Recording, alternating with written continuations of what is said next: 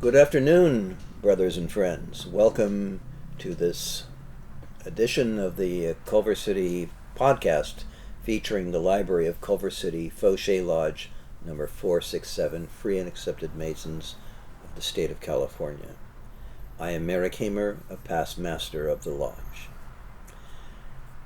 Today I'd like to talk about Neoplatonism as it may relate to our fraternity. Neoplatonism. From a philosophical perspective, Freemasonry and Neoplatonism have similarities. This, however, does not necessarily include many of the important dimensions of the former, held close to the breasts of members of the fraternity of temple builders. Such notions as brotherhood, family, charity, and moral edification, while prominent in Freemasonry, might or might not have been absent from the minds of ancient thinkers who have since been branded Neoplatonists. But many Platonic concepts have weaved their threads into the fabric of Freemasonic rituals. If they are not noticeable by members of the craft, it is only because they have been overshadowed by other worthy features of the fraternity. Now, what is Neoplatonism?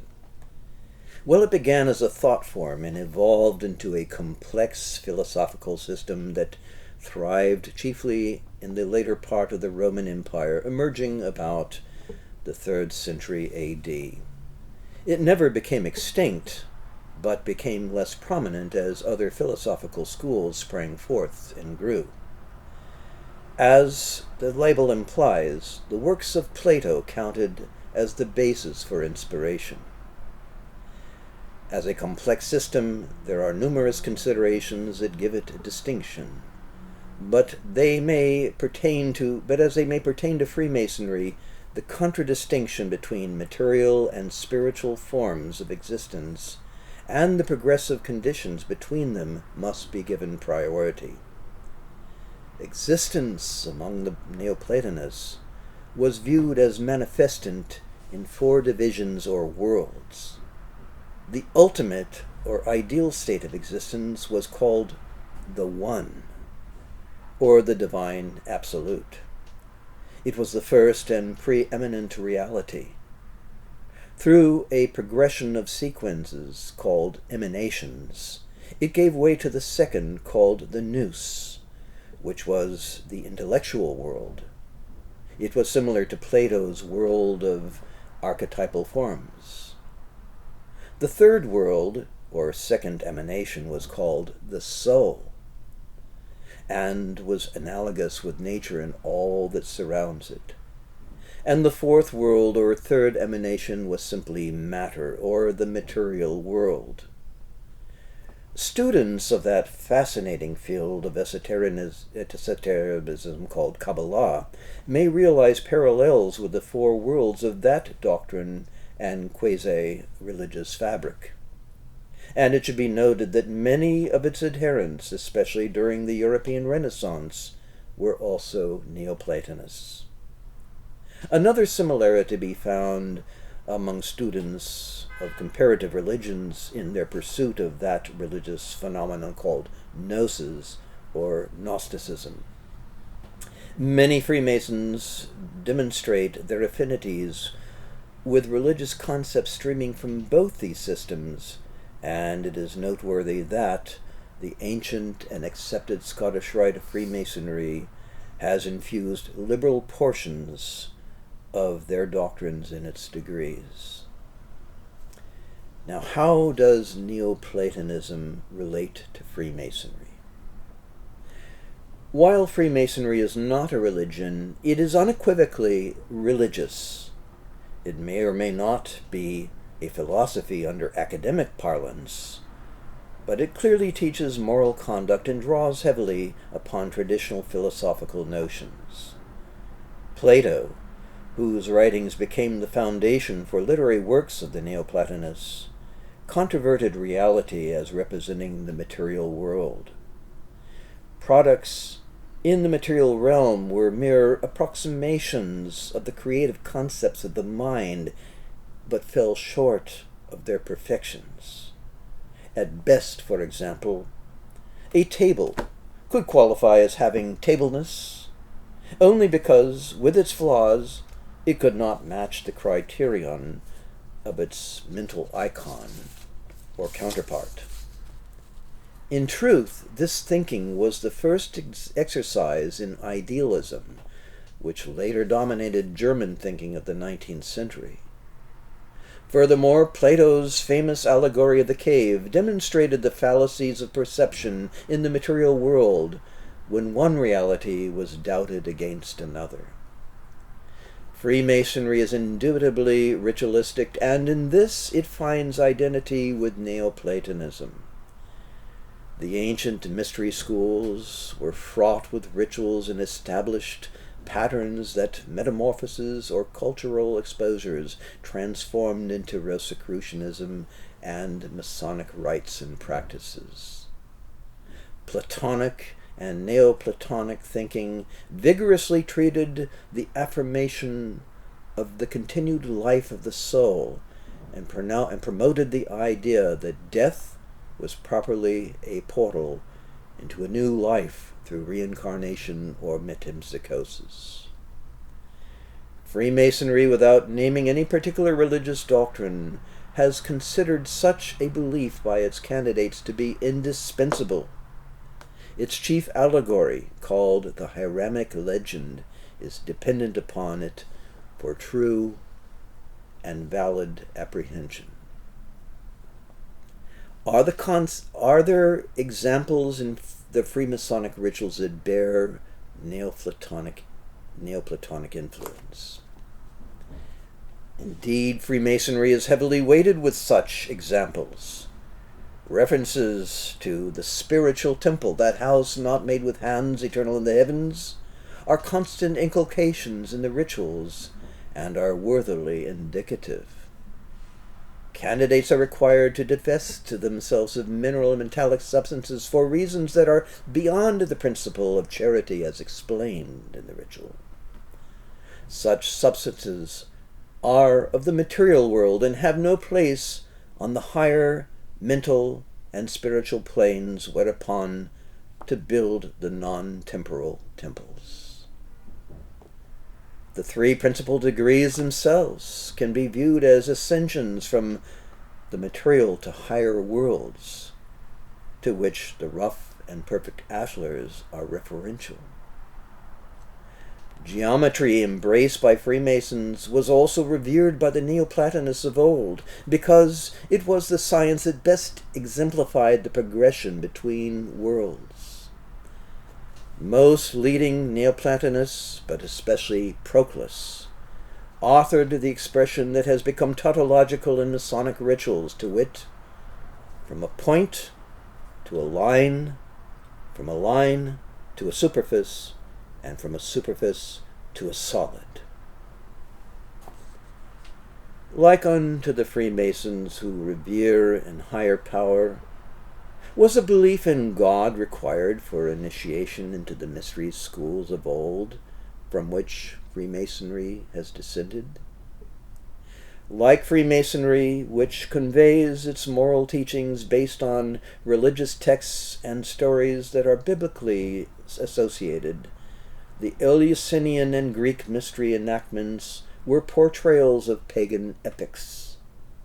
Even 6 centuries after Plato himself, Plotinus, Porphyry, and Proclus, and other followers of his themes of their day, also pressed the notion even further, perhaps to accommodate the rising Christian themes of their day. Although their concept of deity was not anthropomorphic, since the seat of deity was always associated with the principle of the One, which, to their way of thinking, was ineffable and beyond description. Despite the similarities with Gnostics, the Neoplatonists rejected association of a lower secondary deity called the Demiurge with evil, while Freemasonry alternately resorts to the terms God and a supreme being, and admits candidates of all faiths. It avoids preconceived notions of deity as a means to enforce its obligations. As in Freemasonry, in which there may be varying degrees of apprehension of the esoteric doctrines and teachings, can the same be said of the mystery schools and their candidates? Well, to best answer this, I would share the words of Arthur Edward White, a Freemason, who in his writing on the lamps of the Western mysticism had this to say.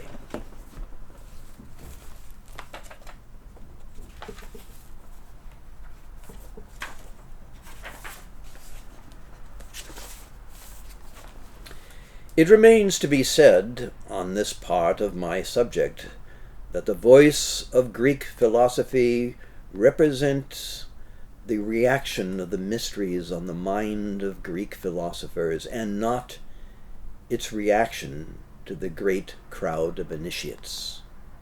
For them the secret of the sanctuary was that which they saw and heard, but for Plotinus and Proclus it was that which the mysteries communicated in the stillness of the mind within, and it did not differ materially, save only in the mode of presentation, from the idea of the mystic term as it was set forth in these studies.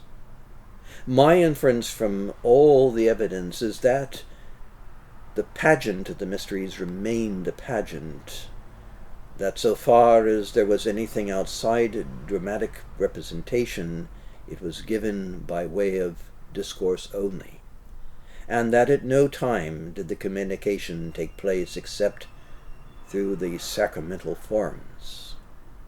They presented the symbol and doctrine, and it was for the initiate and for the apopt to incorporate them, if they could, into the higher life of mind.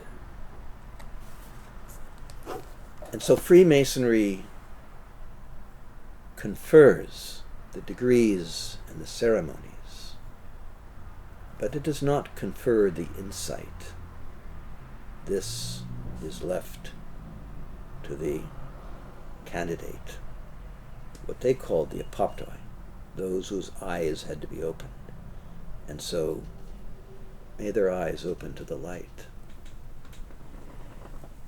It would be remiss not to include in the subject of Neoplatonism the works of Thomas Taylor, the Platonist, who was probably first responsible for translating many of the works of the Neoplatonists into the English language. He himself was an English scholar and poet in his own right. And his works are particularly appropriate for use in ritual because they are so poetic. I will close with one sample of his writing. He translated the Orphic hymns, and I will share with you one in particular, the Hymn to the Stars of the Orphaic tradition. With holy voice I call the stars on high, pure sacred lights and genii of the sky. Celestial stars, the progeny of night, in whirling circles beaming far your light.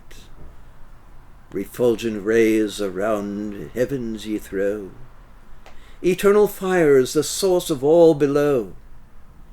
With flames significant of fate ye shine, and aptly rule for men a path divine.